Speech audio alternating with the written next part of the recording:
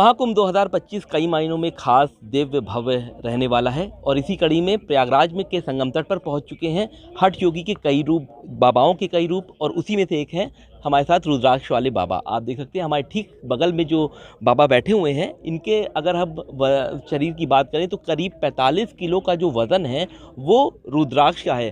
सबसे पहले महाराज हम आप पास आएंगे और महाराज आखिर क्या वजह थी, कब से आपने ये धारण किया है, कितनी मालाएं हैं, और हम एक ही बार में सारे सवाल आपसे पूछना चाहते हैं। देखो, 1.25 लाख संकल्प था मेरा। 1.25 लाख रुद्राक्ष बनते हैं 925 माला में। और जैसे कई आप जैसे भक्तों ने माला चढ़ाई तो 2.25 लाख से भी ऊपर होगी। मालाएं गिनती के हिसाब से करें तो 2,500 से भी ऊपर माला हैं, 2.25 लाख से भी ऊपर माला है। तपस्या जब करते हैं, संकल्प जो हमारा अर्ध कुंभ जो था उसमें हमने संकल्प लिया था, महाकुंभ आ गया।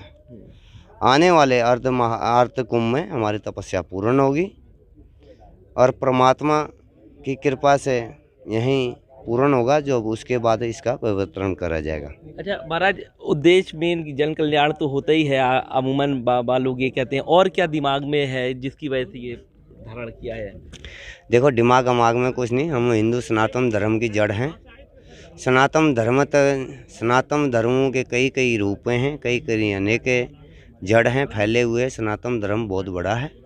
हमारा हिंदू होने के, सनातन धर्मों के कारण, संत होने के कारण हमारा कर्तव्य है कि राष्ट्र हित कार्य के लिए, सनातन धर्म के लिए, हमारे जो सनातन धर्मों में मंदिरों और मठों के लिए और हमारा राष्ट्र के लिए हम लोग तपस्या करते हैं। तपस्या करके भगवान को प्रसन्न करते हैं। भगवान को प्रसन्न करने के बाद फिर उसको वितरण करते हैं। अच्छा महाराज, हमने अमूमन देखा है कि मालाएं रहती हैं, लेकिन जैकेट भी हम देख रहे हैं कि रुद्राक्ष वाली जैकेट आप पहने हुए हैं।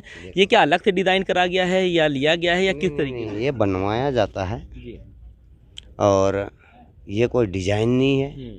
ये हमारी तपस्या है 12 घंटे की, डेली की, 12 साल की तपस्या है। तो डेली के 12 घंटे है। रुद्राक्ष क्या होते हैं, नाभि से नीचे, क्योंकि हमारा नाभि से नीचे गंध होता है जी।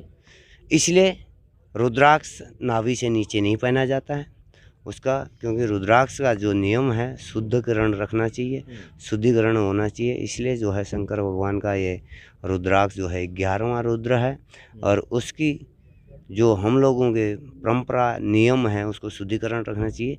इसीलिए 12 घंटे की तपस्या रखी गई है।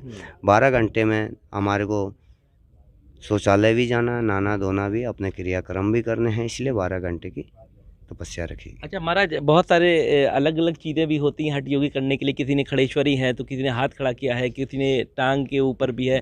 तो और आपके मन में रुद्राक्ष वाला जो आया, ये रहन देखो, सभी साधुआं जो बनते हैं हम लोगों को, नागा सन्यासियों में जो भी साधुआं जो बनते हैं कि हठ योग में आता है, ये सभी तपस्या करते हैं।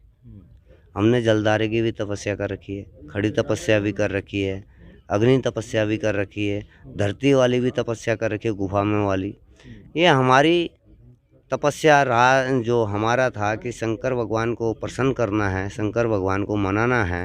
ये शंकर भगवान के लिए हम शिव के गण के हैं, तो उसको प्राप्त करने के लिए हमने रुद्राक्ष की तपस्या। अच्छा, आप भी मानते हैं कि परमात्मा से मिलना हो तो हठ योगी भी एक अच्छा बेहतर विकल्प है? मतलब यही विकल्प नहीं है, ये बेहतर विकल्प, ये मानते हैं आप? देखो,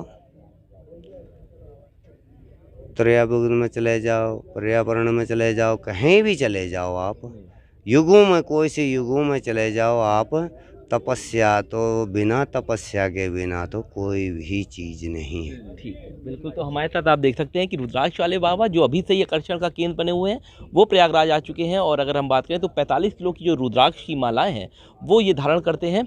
हालांकि इनका सिर्फ साफ तौर पे ये भी कहना है कि कोई भी काम आप करेंगे उसमें कुछ ना कुछ तो आपको मेहनत लगेगी, और इसी वजह से वो यहाँ पर 12 सालों का जो हठ योग है वो पूरा कर रहे हैं। वीडियो जर्नलिस्ट अंकित उपाध्याय के साथ सैयद आखिरुद्दीन, पंजाब केसरी टीवी, प्रयागराज।